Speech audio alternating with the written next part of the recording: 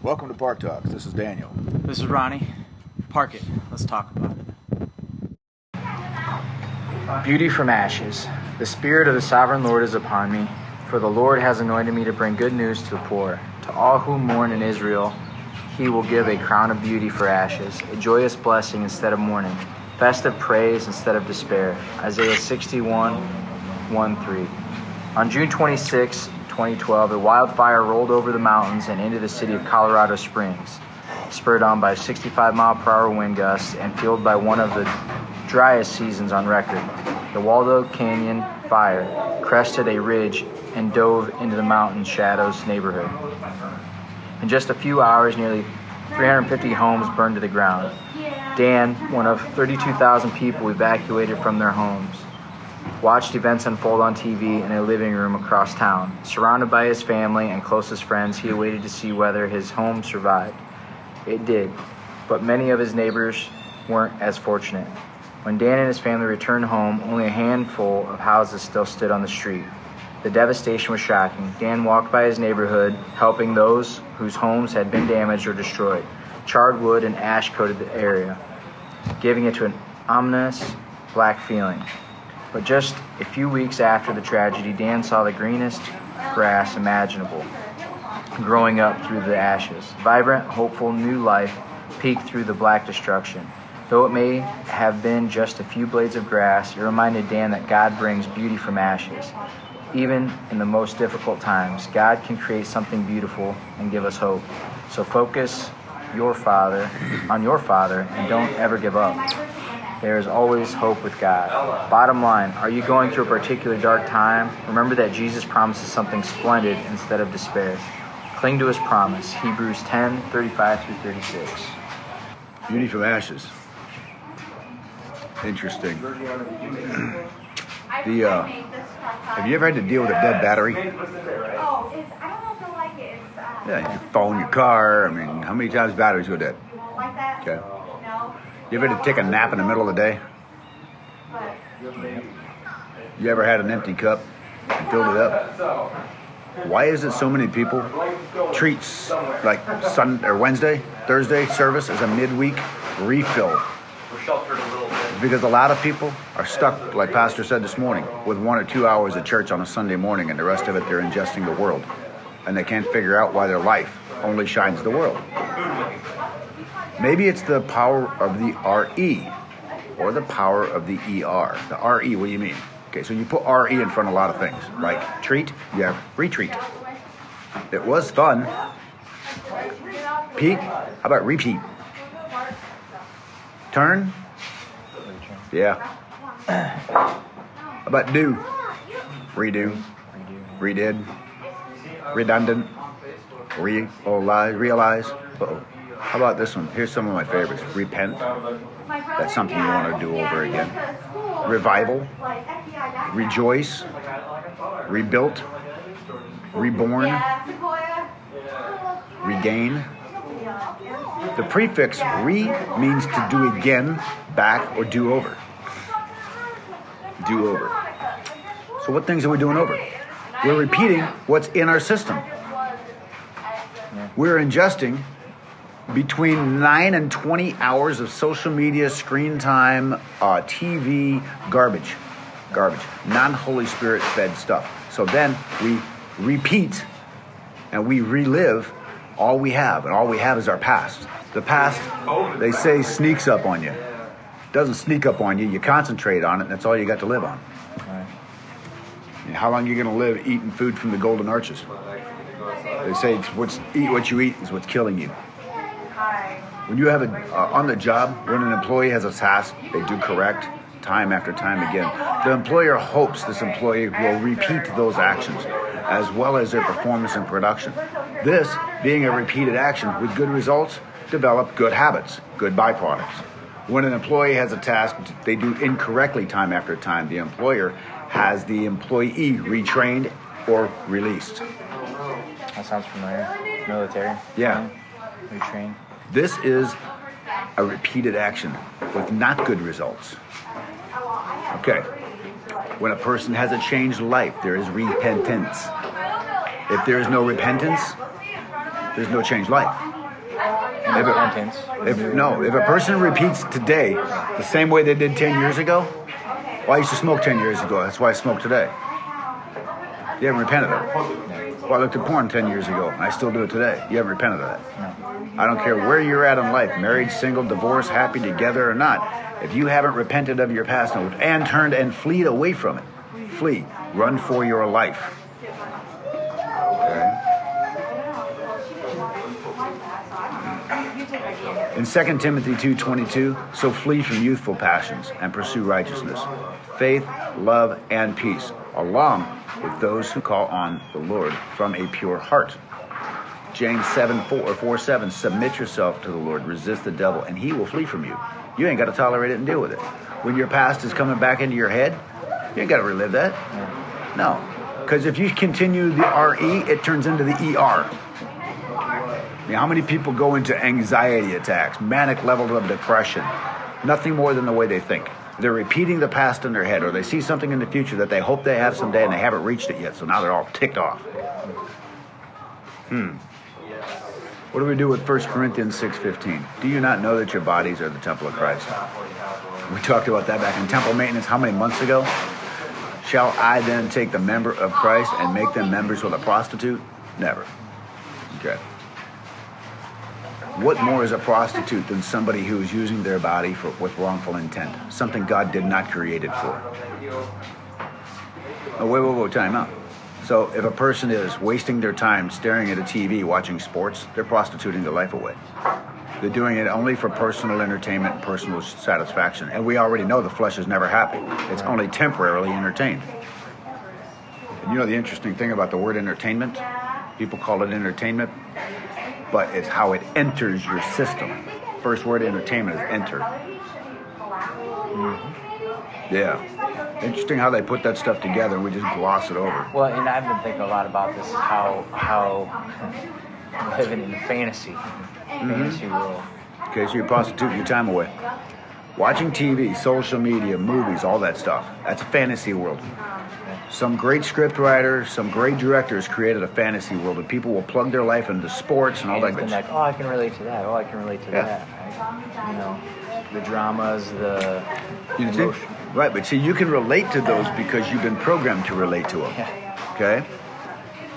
It's like, okay, for instance, you find a woman who you're in love with and you want to propose. Yep. Somebody's always trying to find a way to propose to that person. Okay. They might look to movies or books, something like, or friends, right, and do it.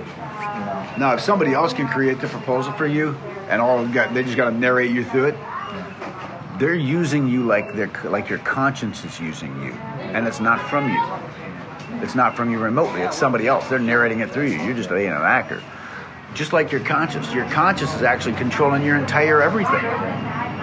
Your body is nothing more than an actor. The acting in general, like in taking in all those movies, taking in all that stuff, you start to joke and pick up on oh, that's my favorite actor. This is start to pick up or imitate them, right? So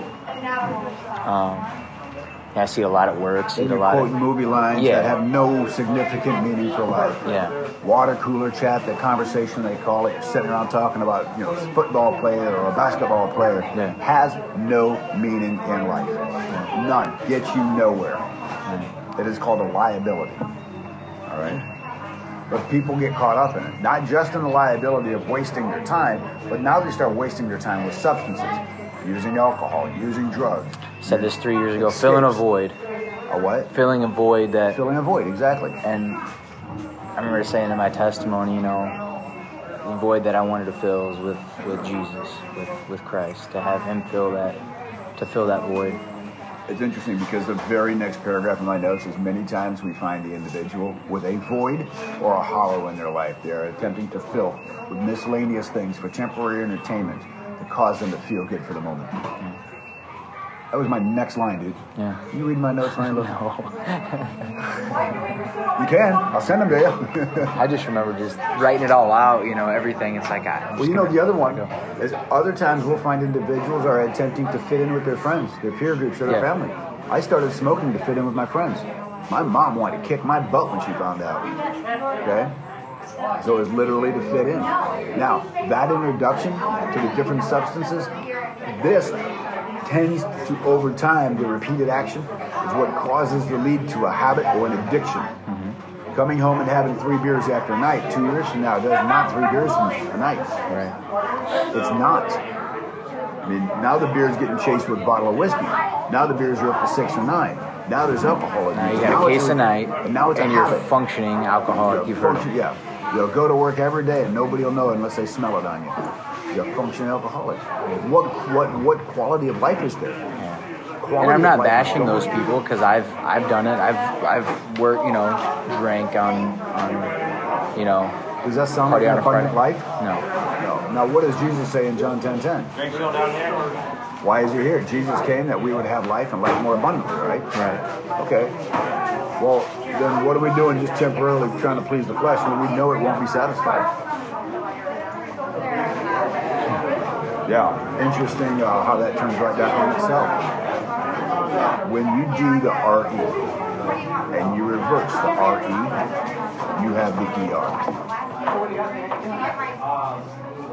Yeah. If I'm repeating the past, reliving the past, I can't get the past out of my head. I'm bringing the past to life with every thought of it. I am remembering, I am repeating, I am reliving. Yeah.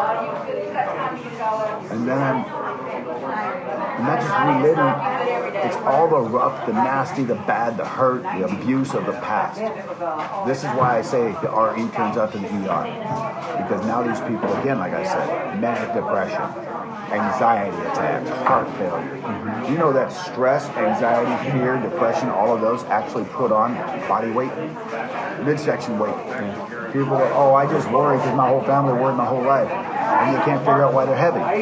The 3 ways to lose weight is diet, exercise, and de-stress yourself. I was telling a brother about what we talked about this Thursday during a Bible study. And Lester Summerall has a book. Is it Mind, Body, Spirit? Probably. It sounds like one of those. Yeah. And I started reading half of it, and then something kind of distracted, and then I never did finish it. But, Mind, Body, Spirit, what are you feeding them? Yeah. And that's where, like, when I ended up in the hospital, I worked out in my room.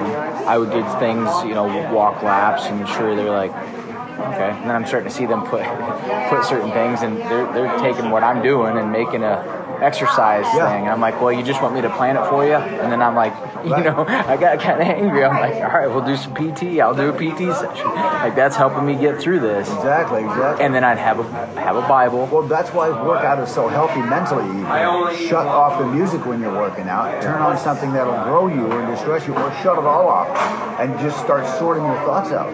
Let's talk about that real quick. When you're at the gym, what do you have displayed in front of you? Me?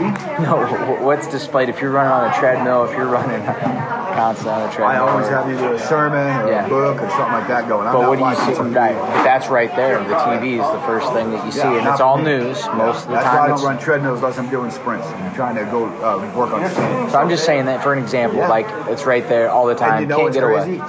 Is when they shut it off, some of the members complain that Fox and ABC and stuff like garbage isn't streaming. That was one of the things, and I'll say this is 3 years ago now.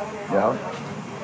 I wanted to disconnect from all that. I said I just want to disconnect. And like when I got put there, that was the first thing I see. I'm like, getting drugged up, TV in front of me, and I'm just angry. I'm like, this isn't nothing. This isn't helping anything. This isn't rehab. This isn't therapy. This isn't nothing. When you're carrying your past with you today, you're destroying your present and your future. The past is there for a reason. The present is literally a gift right now. Here's where it lands. What voices are you listening to? And what do you do? Who do you follow? What are you allowing in your gates, your eyes and your ears? You just got to ask yourself that. What are your words? Yeah. I mean, that's literally a carbon copy of what you're allowing in your gates. Because how a man thinks in his heart, so is he. From the depths of the heart, the mouth speaks. That little triangle right there. What is the position of your heart? What is your witness? What are you repeating in your life? And what are you repeating in your thoughts? When you answer those questions individually, you got to challenge it. I can't just allow garbage to stream in my head. When you listen to, for example, you take some country music songs, take some rock and roll songs, even some R&B, hip hop, doesn't matter what genre you look at. What is it worshiping and praising? People, places, things, and emotions. Okay? You're either loving somebody, leaving somebody, somebody broke your heart, you're breaking somebody's heart, your truck ain't working, your dog is pregnant, or it's just a party all night long. Okay, now tell me which one of those are not temporarily pleasing to the flesh. Temporarily, with long-term ramifications that are not positive. Yeah. What are we allowing into our head? It's the same words that are coming out of our mouth. Monkey see, monkey